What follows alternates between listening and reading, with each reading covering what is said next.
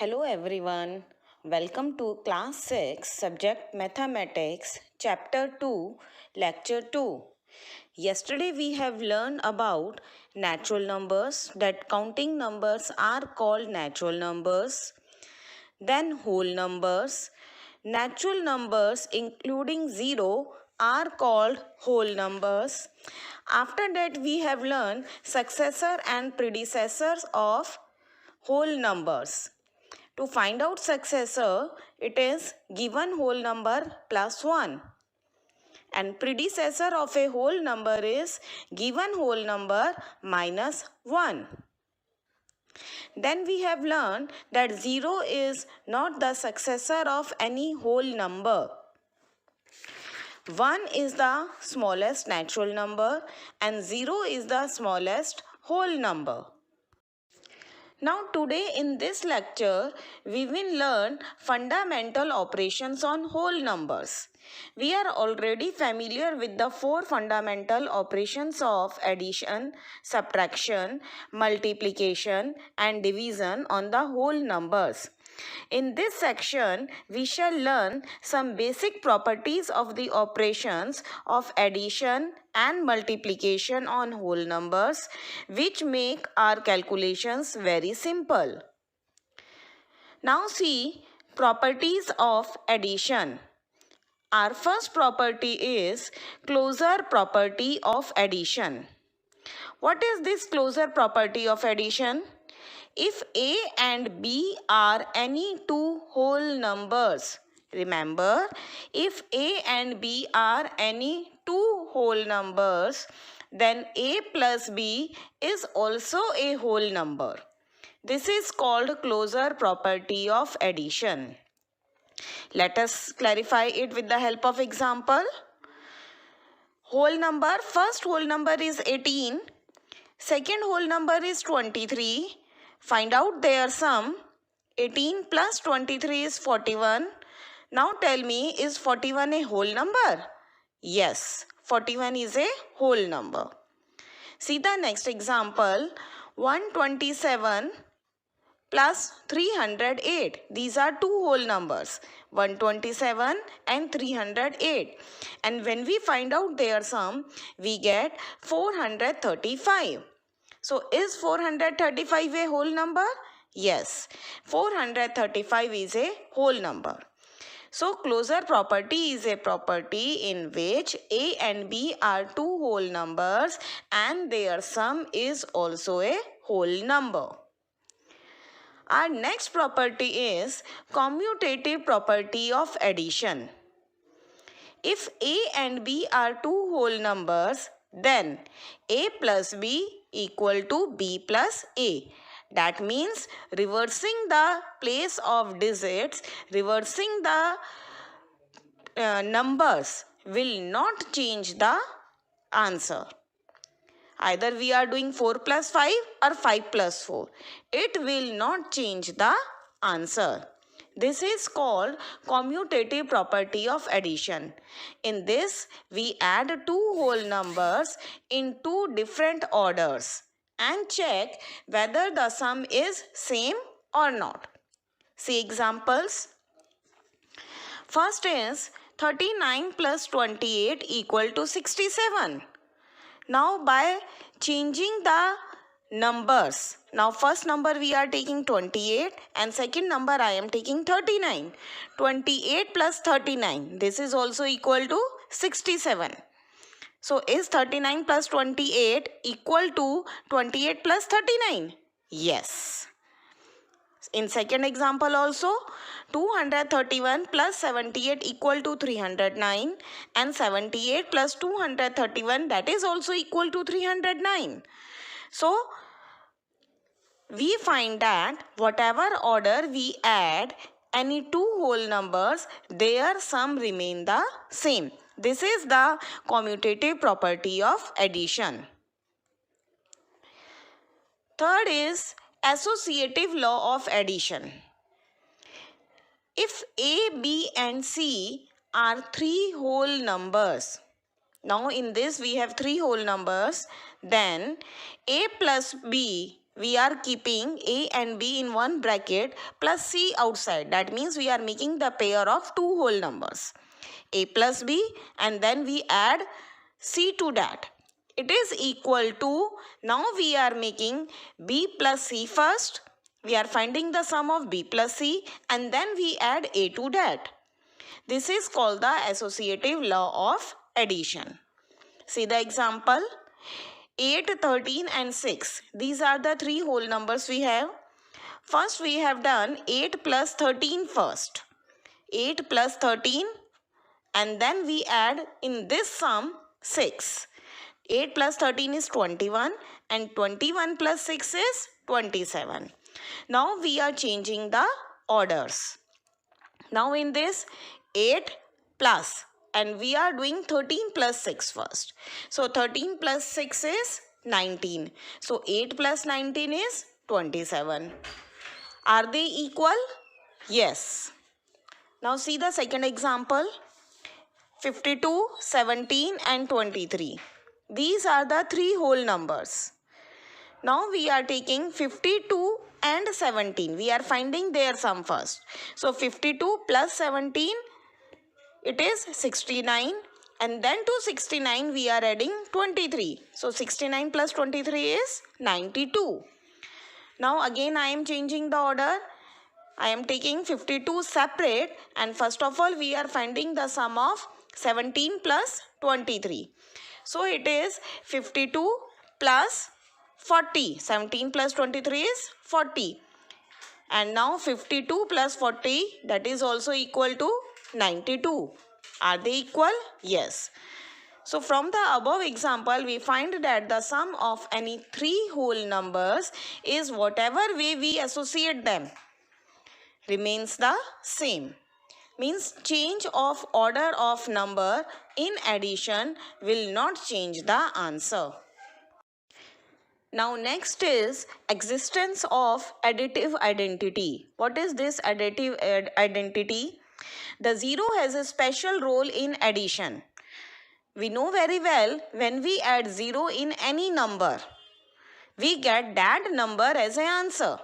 So if A is any whole number, then A plus 0 is equal to A and 0 plus A, that is also equal to A. For example, 6 plus 0 equal to 6 and 0 plus 6 is also equal to 6. This is called the additive identity. Now see properties in subtraction in whole number. Properties of subtraction in whole number. If A and B are whole numbers such that A is greater than B, then A minus B is a whole number.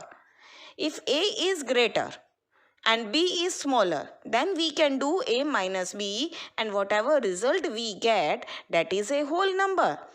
But if A is smaller than B, okay, if A is smaller than B, means if A is 2, suppose A is 2 and B is 5, then A minus B is 2 minus 5. Is this a whole number? No, this is not a whole number. For example, 8 minus 3 is 5. It is a whole number. But when we are doing 3 minus 8, it is not a whole number. We will not get whole number when we are subtracting bigger number from the smaller one. Hence, whole number are not closed under subtraction. This is the final result that we get, that whole numbers are not closed under subtraction. In general, if A, B and C are any whole numbers, then A minus B is not equal to B minus A. Second, if we are doing A minus B first and from the result we are subtracting C, that answer, that difference is not equal to A minus then B minus C. Third, A minus 0 is equal to A, but 0 minus A is not a whole number. So, 0 is not the identity under subtraction. We have learned that 0 is the identity in addition, but 0 is not the identity under subtraction. Now see properties of multiplication. First is closure property of multiplication. If A and B are two whole numbers, then A multiplied by B is also a whole number. This is called closure property of multiplication. Means when we multiply two whole numbers, the product that we are getting, that must also be a whole number. Now see this with the help of example. First whole number is 12. Second whole number is 8. We are finding their product. 12 8s are 96. So is 96 a whole number? Yes, 96 is a whole number. See one more example. 15 is a whole number. 10 is a second whole number. Their product is 150. 15 tens are 150. Is 150 a whole number? Yes, 150 is a whole number. So thus what we can conclude? We can conclude that closure property of multiplication, the product of any two whole number is a whole number. Now commutative property of multiplication. If A and B are two whole numbers, then A multiplied by B is equal to B multiplied by A. This is called the commutative property of multiplication. This you have done in your junior classes also. We know very well that 4 multiplied by 3 is equal to 3 multiplied by 4. But earlier you don't know the name of this property. So this property is known as commutative property of multiplication. For example, 7 9s is also equal to 63 and 9 7s is also equal to 63. Okay, so A multiplied by B is equal to B multiplied by A. Second is 25 multiplied by 16 is 400 and 16 multiplied by 25 is also equal to 400. So is 25 multiplied by 16 equal to 16 multiplied by 25? Yes. So from the above examples, we find that in whatever order we multiply any two whole numbers, their product remain the same. Next is associative property of multiplication. In associative property, whether it is of multiplication or it is of addition, we have to make the groups. We will make the pairs. Okay. In addition, what we have done, we make the pair of 2. First we add them and then we add the third number. In this we will do the multiplication. Same. If A, B and C are three whole numbers, then A multiplied by B, the product of this, when we multiply by C, is equal to A, make it separate and find the product of B multiplied by C and then multiply both. For example, 7 multiplied by 9. We have three whole numbers 7, 9 and 5. So first of all we are taking 7 multiplied by 9, 7 and 9 together, 7 9s are 63. And to 63 then we are multiplying 5, which is equal to 315. Now in the next we are reversing, we are changing the order of these whole numbers. Now we are multiplying 9 multiplied by 5 first. 9 multiplied by 5 is 45 and then 45 multiplied by 7 is 315. So are the answers same? Yes, answers are same. So we can say that we find that the product of any three whole numbers in whatever way we associate them remains the same. Hope you have understood all these properties of addition and multiplication. On the basis of these properties, now you can do exercise 2.2, question number 1 and 2, all parts. Now we will discuss homework solution of lecture 1. Chapter 2, lecture 1, homework solutions. Your homework was do exercise 2.1. First question was, write the next three natural numbers after 10,999. Next three natural numbers means we have to find out next three successor. So we will add 1 3 times and we will get the next three natural numbers.